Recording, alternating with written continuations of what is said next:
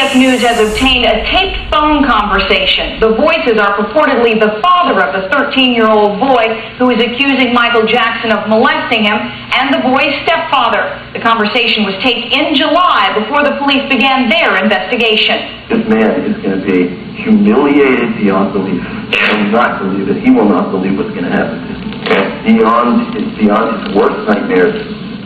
So one more record. If I go through with this, I win big time. I will get everything I want. They will be destroyed forever. From the beginning, Jackson's private investigator said the accusations were brought about by a failed extortion attempt and says the taped conversation reinforces that. It spells out everything to me that this was an extortion attempt from the very beginning. It was all planned. The problem, of course, was that Michael Jackson was practically convicted in the court of public opinion. In fact, polls show that 72% of the population, those polled, had an unfavorable opinion of Michael Jackson after these accusations. So it did hurt him. What about his financial situation? It hurt him financially as well. Did you ever sexually engage, fondle, have sexual contact with this child or any other child? Never, ever. I could never harm a child or anyone. It's not in my heart. It's not who I am. And with that, I was like catatonic. I was outraged. How much money was it? Totally outraged. So what I said, I have got to do something to get out from under this nightmare. We got together again with my advisors, and they advised me, it was hands down, a unanimous decision, resolve the case. This could be something that could go on for 7 years. The idea just isn't fair, what they put me through, because there wasn't one piece of information that says I did that. But let me ask you to a this couple day, of questions. nothing. Still nothing. Let me ask you a couple. Nothing. Nothing. I got nothing. What happened at the house? That's what all these things that people are that's concerned what's so about. weird, What did happen? Nothing happened, I mean, nothing really. I mean, we played video games, we played it as an amusement park.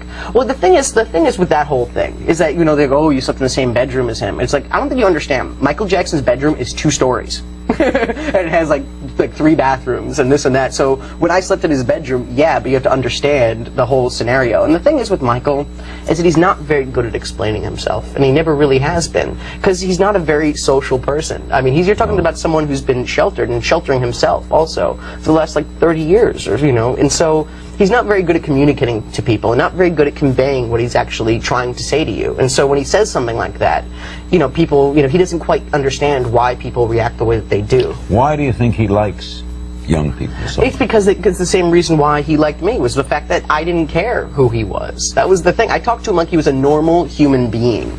And that's what, and kids do that to him, because he's not, I mean, he's Michael Jackson, the pop singer, but he's not the god of, the king of pop or anything like that. He's just, a guy who's actually very kid-like himself and wants to go out there and wants to play video games with you. Did your parents encourage it? They weren't against it. It wasn't like they encouraged it or pushing me upon it. It was just kind of like I wanted to hang out with him, and they were fine with it. So what do you make of what he's going through now? Like I said, it's unfortunate, and it's a circus right now. You think it's a bad rap? I think so, yeah. I mean, it's, listen, look what happened the first time this happened to him. If someone had done something like that to my kid, I wouldn't just settle for some money. I'd make sure the guy was in jail, and it just really goes to show, I mean, as soon as, they got the money and they ran, I mean, that's really what happened the first time, and so... The 3 bodyguards he trusted with his life speaking out for the first time. Ashley Banfield spent 3 days with the men who put their lives on the line for the king of pop. And they say it's because someone has to defend this guy. They want to call the book in defense of the king. And really theirs is a story about a man who is sad and lonely, but mostly an amazing father. Paparazzi swarming at the gate, even hiding in the trees. But it was in this house that these men learned more about Michael Jackson than almost anyone else.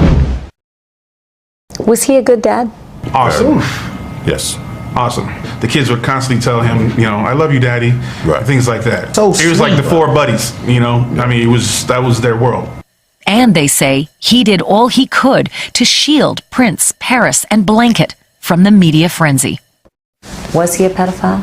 No, we don't believe so. I don't believe so. Not at all. Being a father myself and being a man, men know. Why do you think they're coming forward now? Money. You think it's all about money? Well, it's all about money. It's always been about money. I hate to say it when it's my uncle, it's almost like they see a blank check, and because they've been taken care of their whole life, and I think that's the problem. These people felt that they're owed something. You know, instead of working for something, they blame everything on my uncle. Some would say there's a lot at stake financially for the Jackson family as well. No. We don't get anything from the estate. Emotionally, but not emotionally. Not financially. So he took what they were saying, face value, as to be true. But he trusted them, which is nothing wrong with that, but you must verify. Because when you start throwing allegations out about someone, then you got to go back and go, wait a minute, let me make sure I'm telling the right thing. Make sure they're not selling me a bunch of goods, which they were. What do you want to say about your brother as this documentary is about to hit the country? I want them to understand and know that this documentary is not telling the truth. There has not been not one piece of evidence that corroborates their story. You met him, didn't you, when you were 14? Yeah, I spent a lot of time with him over a 10-year period, and I first met him at 14. And so what was he like? Well, he was extremely humble, very sweet, very funny, very, very sincere, and just had a very, very gentle, kind energy about him. I spent a lot of time at Neverland. He invited me to Neverland. When you hear these ridiculous claims that Neverland was supposed to be some kind of place to lure people in, it's just outrageous. I've seen it for myself. And, you know, the second time I went, you know, I actually, I really broke down and cried because I saw all the beautiful things he was doing for, you know, underprivileged people, children, folks of all ages. And it just really broke my heart that, you know, we live in a world where someone who has nothing but kindness and goodwill to offer can be so deliberately misinterpreted. And the documentary is one-sided, it's emotionally manipulative. 4 hours of emotional manipulation is a sure way to engrave these graphic, horrifying claims into people's minds in such a way. Yeah, he was never convicted of anything, and it's emotionally manipulative because they've got no evidence to offer. In fact, the only evidence that does exist is that which not only proves Michael Jackson completely innocent, but actually shows that the folks that are making these claims are actually lying, and they've contradicted their stories time and time and time again. Did you ever see anything at all in your mind that, looking back now as an adult, would be deemed inappropriate? Absolutely not. There was no payoff. There was a payment settlement, which was purely to put the civil case on pause so Michael Jackson could prove himself in a criminal trial. There was nothing that ever stopped them from proceeding with a criminal trial. They took the money and they ran. The state of California specifically changed law with the only intention of trying to make it easier to convict Michael Jackson. Let me tell you now, if I had one iota, one shred of doubt, I would not I have children of my own. I would not be sitting here defending a man I thought was guilty. This is an injustice. This is an outrage. This is an insult to legitimate victims. I'm saying that there are people that were the people that did this to both me and Corey that are still working, they're still out there, and they're some of the richest, most powerful people in this business. And they are And they do not want me saying what I'm saying right now. Are you saying that they're pedophiles? Yes. And that they're still in this business? Yes. That's what. Yeah, and that's what you were saying in your book. When you talk to when you talk to And they don't parents, want me here right now. Trust Corey, me. They want me dead. there are a lot of parents out here who want to put their kids in this business. Their kids are cute. They're great actors. What would you say to a parent who just has the best of intentions, who's coming here with their child? If you're saying that there's a lot of predators in this industry. It's a many-feathered bird. Okay? Be careful what you wish for. That's what I'll tell you. You know, don't go into it with naivety. Don't go into it thinking that it's all roses and sunglasses and damaging an entire industry. I'm sorry, I'm not trying to. I'm just trying to say that it's a very important, serious topic. You said that there was one gentleman in the industry who did not take advantage of you. He was not a pedophile. You said it was Michael Jackson. Of all people. You know, what do you think of the way that the media's been covering this? Because there, you know, one guy says, "Oh, it's bad. He was a pedophile. He was this. He was a bad guy." Right? And then another person says, "No, this is a guy who gave an amazing amount to our world." So I'm throwing it out. Peter King was the senator. There's nothing good to say about this guy, he continued. But the bottom line is, would you let your child or grandchild be in the same room as Michael Jackson? What I want to say is... He's a congressman. He's a congressman, yes. The thing about Michael Jackson, I would like to say that there was too much coverage of it. I mean, I could not... This is the coverage is Michael Jackson, and then the crawl is North Korea has nuclear weapons. Hello? It should be the opposite. Right. You know? But that's one thing. Or But the only thing I would say about him, and you know, he did settle a $25 million lawsuit with a family that the kid claims, but he was not indicted. No. He was And never he wasn't convicted. convicted. And so we don't know what actually happened. He was acquitted the second time. He was acquitted. Yes. But it's just suspicious if it's 25 million payoff. I mean, come on. He was not brought up on charges. I know. He was acquitted. Then why did he pay all that money? Because he didn't want to go to court. It's why people settle out of court. Because one thing that happens is, I don't know, probably nobody's ever sued you, but when you are sued, it is on you to prove. They don't have to prove their charge. You have to prove it. It's costly and it's a pain in the butt. Right. You know, and so sometimes, you know, it's just easier. Give them what they want and they'll go away. Sometimes it backfires for people. You know, you give them what they want and then they come back 4 years later. Also, you remember We Are the World. He and Lionel Richie wrote this song called We Are the World, which did an amazing job for all these people, brought attention to people all around the world and what they were going through. So this man affected everybody all over the country, the world, the nation. So it's a lot of coverage brought And he on left, that. what is it, 20% of his money to charities. To charities that go to children. He made MTV what it was. They did not have African Americans on their channel until Michael Jackson's, was it Thriller, that came on. It could have still been like that. So he broke racial barriers. That's the artist that Joy's talking about. I don't even think that's the artist. He broke racial barriers. So you could say it was the artist. I think you could separate them. The artist who broke racial barriers. No, that's the man who broke racial barriers. And to answer Mr. King's question, would you leave your children? Yes, I would.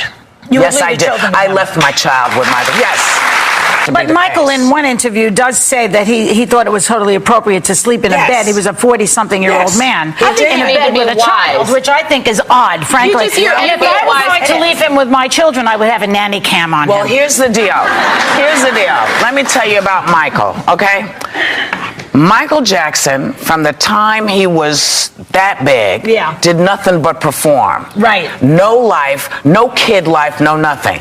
This guy, sex is not part of his world. This is my opinion. I never believed that sex was part of Michael's world. So to him, hurting a child, he'd rather hurt an adult if he was going to hurt somebody. He would never hurt a child. This is the last person in the world, because to him, they were the only people that understood him. They were the only people that, so I just wanted to put that out there because, you know. She was just a wonderful, warm, compassionate person. Very caring, very caring. It was real. It wasn't publicity stuff. It was real. She really cared. I'm the same way. I feel the same way that she does about children and the future of our children and the future of the world. What I usually do on my off days, I do as many hospitals as I do concerts. I do as many orphanages as I do concerts. But because it's good news, the press don't cover it. They want bad news. But I do it from my heart. I don't do it to wave a flag and say, look at me. We bring bags of toys and posters and albums, and you should see how it transforms these kids. They jump up and down and they're so happy. This is Lisa Marie and myself at a hospital in Budapest. And I saw this little kid. His name was Farkas. He was very sick. He was green in the face, but he had this glow and this sparkle in his eye. I asked this nurse, what's wrong with this kid? She said that he needs a liver. So I said, does that mean he's gonna die? She said, yes, he's gonna die unless he gets a liver. I said, I'm not gonna let him die, this sweet, sweet angel. No matter what it takes, I'm gonna find a liver for him. So I sent my organization around the world. We went all over the place, and it took a long time. And I said, I'm not giving up. I'm not going to have this child die. I was so happy when I got a phone call. They told me we found the liver, and he has his life. And I'm so proud that I could help him. God bless him. My deepest gratitude for your love and support. I am doing well and I am strong. As you may already know, after my tour ended, I remain out of the country undergoing treatment for a dependency on pain medication. This medication was initially prescribed to see the excruciating pain that I was suffering after recent reconstructive surgery on my scalp. There have been many disgusting statements made recently concerning allegations of improper conduct on my part. These statements about me are totally false. As I have maintained from the very beginning, I am hoping for a speedy end to this horrifying experience to which I have been subjected. I shall not in this statement respond to all of the false allegations being made against me, since my lawyers have advised me that this is not the proper forum in which to do that. I will say that I am particularly upset by the handling of this mass matter by the incredible, terrible mass media. At every opportunity, the media has dissected and manipulated these allegations to reach their own conclusions. I ask all of you to wait and hear the truth before you label or condemn me. Don't treat me like a criminal, because I am innocent. I have been forced to submit to a dehumanizing and humiliating examination by the Santa Barbara County Sheriff Department and the Los Angeles Police Department earlier this week. They served a search warrant on me which allowed them to view and photograph my body, including my penis, my buttocks, my lower torso, thighs, and any other area that they wanted. They were supposedly looking for any discoloration, spotting, blotches, or other evidence of a skin color disorder called vitiligo, which I have previously spoken about. The warrant also directed me to cooperate in any examination of my body by their physician to determine the condition of my skin, including whether I have vitiligo or any other skin disorder. The warrant further stated that I had no right to refuse the examination or photographs, and if I failed to cooperate with them, they would introduce that refusal at any trial as an indication of my guilt. It was the most humiliating ordeal of my life, one that no person should ever have to suffer. And even after experiencing the indignity of this search, the parties involved were still not satisfied and wanted to take even more pictures. It was a nightmare, a horrifying nightmare. But if this is what I have to endure to prove my innocence, my complete innocence, so be it. Throughout my life, I have only tried to help thousands upon thousands of children to live happy lives. It brings tears to my eyes when I see any child who suffers. I am not guilty of these allegations, but if I am guilty of anything, it is of giving all that I have to give to help children all over the world. It is of loving children of all ages and races. It is of gaining sheer joy from seeing children with their innocent and smiling faces. It is of enjoying through them the childhood that I missed myself. If I am guilty of anything, it is of believing what God said about children. Suffer little children to come unto me, and forbid them not, for such is the kingdom of heaven. In no way do I think that I am God, but I do try to be God-like in my heart. I am totally innocent of any wrongdoing, and I know these terrible allegations will all be proven false.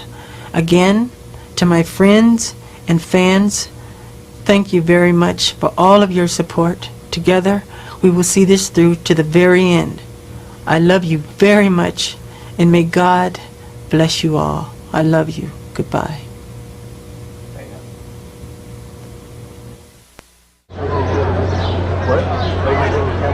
No, I'm going to put it my way. I've had it before.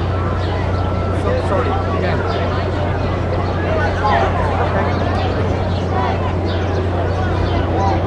I don't want to.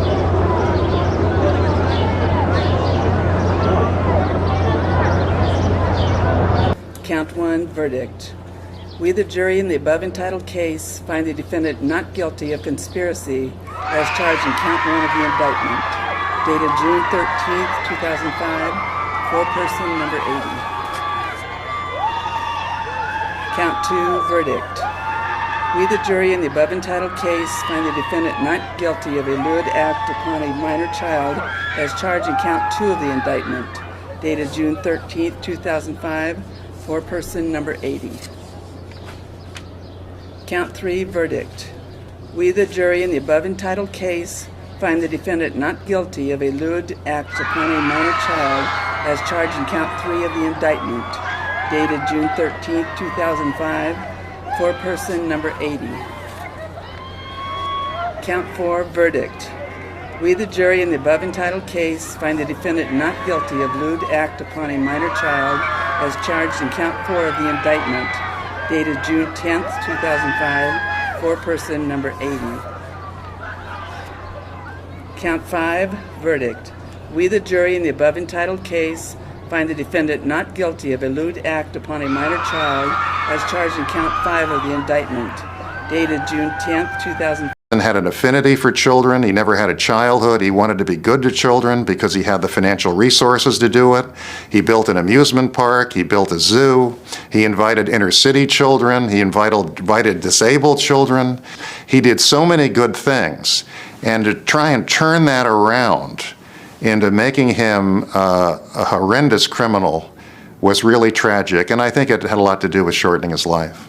You don't think Michael Jackson has molested one single person? I do not. I absolutely do not. And I sat with him for 5 months, 5 days a week in a criminal courtroom, watching not just the Arvizo allegations, but other allegations being made against him. Allegations that he had molested Macaulay Culkin.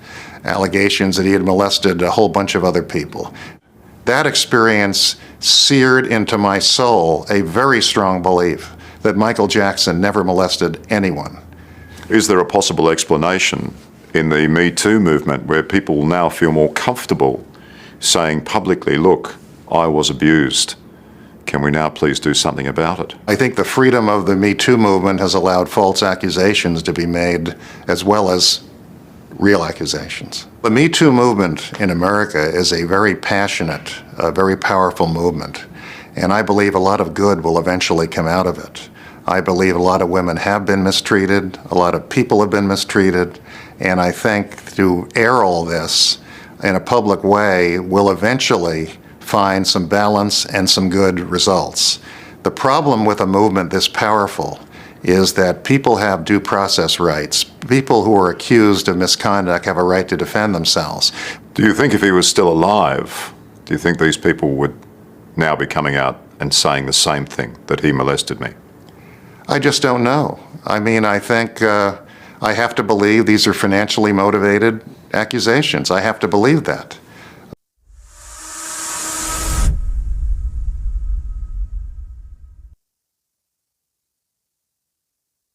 Jackson estate, again, the Jackson family they're saying, look, these guys, they're just out for money. And in fact, they sued for money. What's your response to that? That this is all about the money, that this is why this is happening now, and that they're lying. They're just out for the money from a dead man who cannot defend himself. It is all about the money. But it's all about the Jackson estate's money and the Jackson family's money. When describing the details of abuse, Mr. Safechuck alleges he was assaulted in an upstairs room in Neverland's train station. In his lawsuit against the Jackson estate, he said he was abused from 1988 until 1992, when he was 14. The train station didn't start until the end of 1993, and it didn't open until the first part of 1994, when Safechuck was 16. So how could it have been possible if it stopped in 1992? It didn't even exist then, and that's a 2-year difference. Not only that, but Michael Jackson was away on the Dangerous tour and in rehab in London the entire time when the train station was being constructed in 1993. From February to December of 1994, Jackson was living in Trump Tower in New York, recording his Story album, and only making an odd trip abroad. Once to get married to Lisa Marie Presley, the train station then opened in 1994 while Jackson was living on the other side of the country. The latter point is, by the time Jackson was at Neverland and the train station, it was then open early 1995, 3 years after Safechuck said the abuse stopped. We know this because we actually have the construction papers of that said train station, with all the interiors and all the parts inside it. I mean, we actually have a shot of what it looks like in 1993. The submission date was December 13th, 1993. I mean, in 1992, the Rolling Stone acknowledged just how rare it was for Michael Jackson to be at Neverland since owning it and into the foreseeable future. This is from 88 to 92. I mean, he is just screwing up his story every time he speaks. James has screwed up majorly by claiming he'd been abused 100 times in the same span, mostly at Neverland. then he lied to cover the lies. I mean, this is just one in many of the countless lies they have said. In suing Michael Jackson's estate, trying to obtain hundreds of millions of dollars for the last 6 years. And during that court case, which has been ongoing for the last 6 years, there has been generated thousands of pages of court documents which along the way have severely discredited these men. In fact, Wade Robson was found in that lawsuit to have lied under oath so egregiously that the judge threw out his entire witness statement and said that no rational juror could ever believe his account. He was forced, as part of this lawsuit, to release as evidence all of his emails. And those emails revealed that, firstly, that while he was constructing his lawsuit, he was researching other people's allegations about Michael Jackson and emailing them to himself, and also that he found one old tabloid story about him, and he emailed it to his mother, and he said, "Do you remember any of this? Is any of this true?" His mother replied to that email and said, verbatim, said, "Wow, none of this is true." And then Wade Robson included the story in his account anyway. So there is significant evidence that these guys are not telling the truth. And as I say, we're not talking about stories that are changing over decades. We're talking about somebody who's come forward quite recently, within the last couple of years, and consistently changes their story. The same is true of the other accuser. Charles, this case is ongoing, isn't it, in America at the moment? When does it conclude? When will we know? Because all this evidence will be weighed up and balanced and looked at, won't it? Well, both of these men have had their lawsuit thrown out of court twice already, but they're in the middle of an appeal. And it's important to note that the TV show, Leaving Neverland, it omits all of this information. It doesn't. It's 4 hours long at its original running time, and at no point in the 4 hours does it find even 5 seconds to tell you that these men are suing Michael Jackson's estate for hundreds of millions of dollars. In the documentary, these men, particularly Wade Robson, name other boys who they say were groomed to replace them. And these boys are now men, and they absolutely refute that. I've studied Michael Jackson's case in detail, and before I happened to run into Wes about it. And, you know, the reality is Michael Jackson always wanted to be a kid. He wanted to rediscover his childhood that he felt was stolen from him, because it was, by his father. And so everything he was building, sexual abuse is about power. It's not somebody who wants to be a kid. It's somebody who wants power over a kid. Michael Jackson never showed any of the signs of wanting power over a kid. He wanted to be 11, 12, and 13 as much as he could. He wanted to recreate and rediscover and get back his childhood. That's why he built an amusement park. That's why he built a bedroom that was more like a 2-bedroom penthouse suite than it was a bedroom. That's why the bed was itself massive. He wanted constant...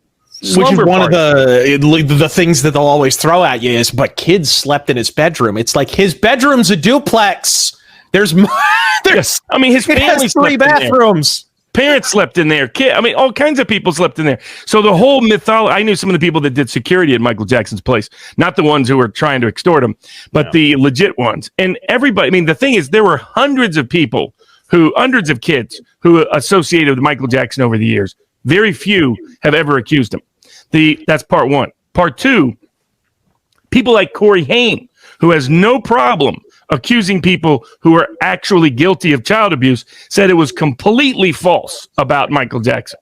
So, in fact, the only people who have ever accused him, not only are they a tiny percentage of the people that were around him, they're people who all had a motivation, a monetary motivation to lie about him. Every single one. So I predicted that acquittal before it came down. In fact, that's what the trial was about to happen when I met Snipes. And I laid out why I thought Michael Jackson was totally innocent, and because they are really high tech. They got some really great ones now.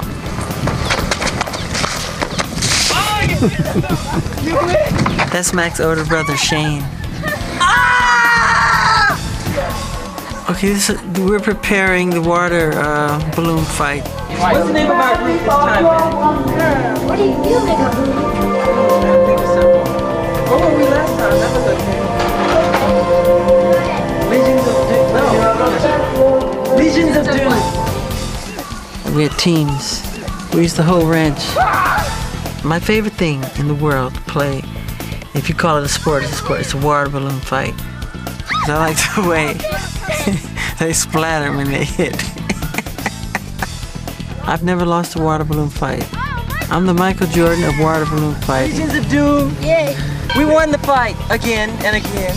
But Janice, what's it like on the winning team? If he's gonna get me. Great. This is the face of a person who would do something like that. I'm gonna be innocent. Right? I mean, I went through this entire water balloon fight. Victory! Victory! Completely dry. But knowing Macaulay Culkin, he made sure, he schemed on me. He told me to go up on the diving board, and I went up there like a nut.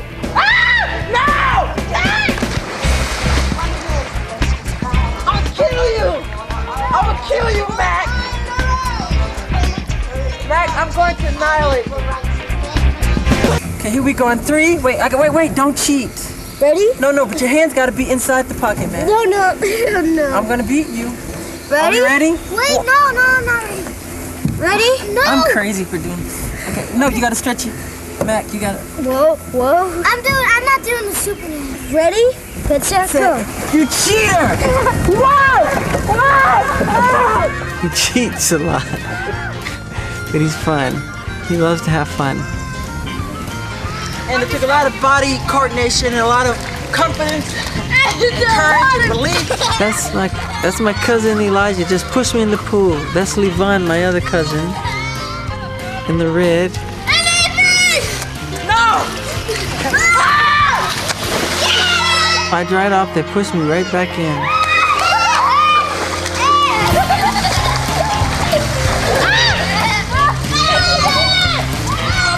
I can't believe that. First shot of me with no shirt on. I'm a nice person.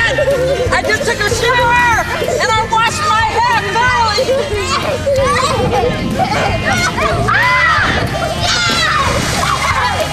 See what they do to me?